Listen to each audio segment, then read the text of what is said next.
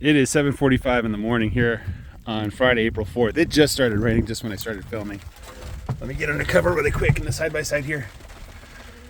You can see it's a very foggy morning. Looks like I checked the forecast, it didn't say rain, so I guess it's just decided to rain all of a sudden as the sun starts to come up and things start to move around. Looks like the cows are doing okay. Their triangles are fine. I was wondering if I was pushing the cows too hard. I was kind of kicking myself because I was thinking of rolling out half a bale, but then I decided not to. I wanted to see what they could do to clean up. And then I checked the row, and there's still lots of grass. It's not, I want to say plenty of grass, but there's still lots of grass, and I'm planning on moving them around 4 or 5 in the evening tonight. So they'll probably be just fine. And their manure patties are really soft. I can't put protein out. I have like one bag that I brought from the feed store. So, but yeah, this is. I expect calves to drop. If the timing is right, I expect calves to drop in about 10 days. So I probably should do a thorough checking just to make sure none have dropped. They sometimes drop a little early. But I'm basing my gestation period not on some website, but on what happened last year and the year before. I have a pretty good idea of when I put the bull on and when I start seeing calves. So, all right, it's raining a lot less now. I'm gonna get out. It's still raining a little bit, but just like a little tiny bit. Anyway, yeah, this row the sheep were in, there's still lots and lots of grass left. You know, I rolled out this bale of hay yesterday morning, and there's not much they could have done with it. So, I think that's the other male. Yeah, that's the other ram. And that's the ram over there, right? Yep.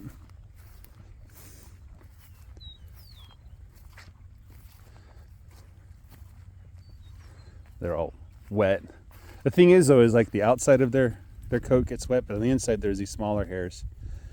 And you reach it, it's nice and warm and dry. So, and plus they're shedding. Yeah, we're gonna get a couple more cold days. Lots of rain tomorrow and Saturday. I'm thinking we might get 5 or 7 inches. There's a flood warning. And we've gotten quite a bit of rain already. Hey, Yami. How are you doing, little buddy? You're doing pretty good, it looks like. The dogs are eager for me to get over there and feed them.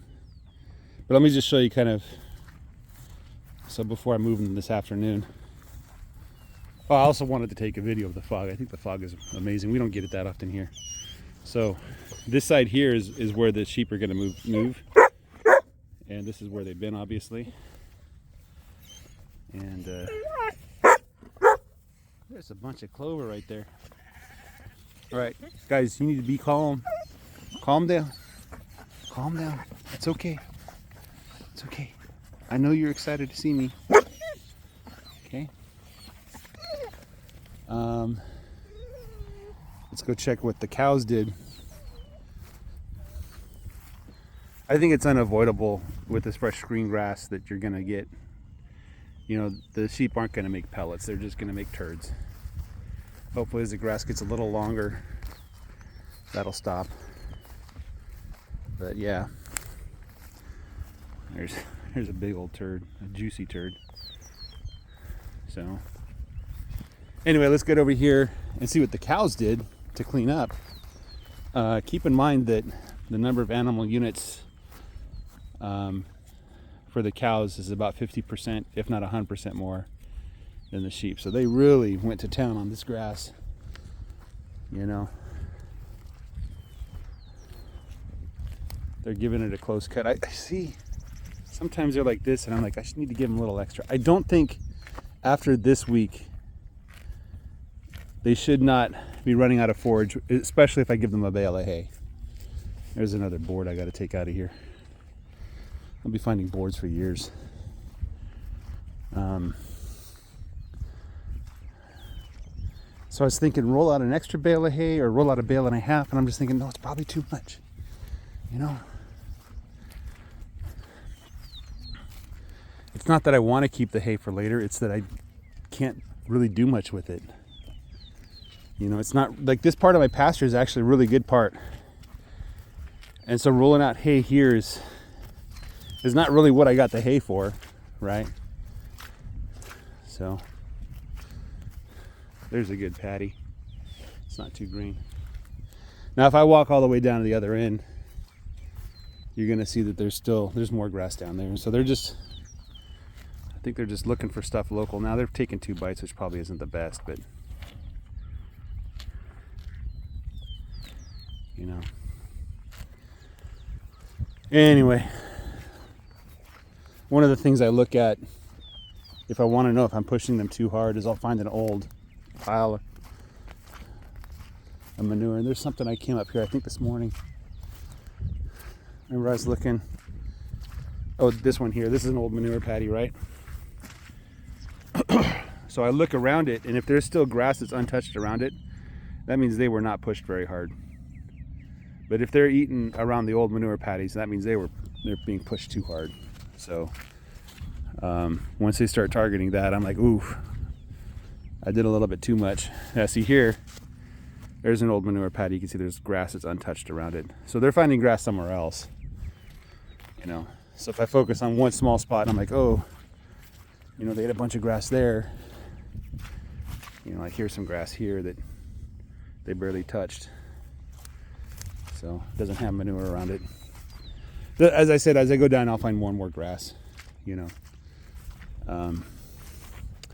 But as soon as I don't need hay anymore, which I think maybe in a week, so I'll probably roll out 1, maybe 2 more bales of hay, and then I'll be done because they won't be touching it. There'll be so much grass they won't be touching it. And then as soon as they're done with the hay, then I can start doing the daily rotations. And I'll probably start with daily movements, and then I'll go to, maybe I'll start with twice daily movements, just because the math is better. But then I want to go to 4 times daily movements. And I'm thinking it might be too small an area for the sheep. So I'll probably give the sheep a bunch of area and then have the cows gradually move into the sheep's area, and then give the sheep another big area and then have the cows gradually move into the area, you know. So I'll move the cows 4 times daily. I think that's going to be a big benefit. The sheep, I'm concerned that if I put the sheep in too tight an area, they'll just break out, you know. So, hey, Brownie. This is old number 4, 48. This is unnumbered. I don't think I tagged her. She was born in July or August of 21. So, number 11. Of course, the beautiful number 10. Fine specimen you are. Look at you. If all of my cows look like that coming out of winter, you know, my goodness, you look good.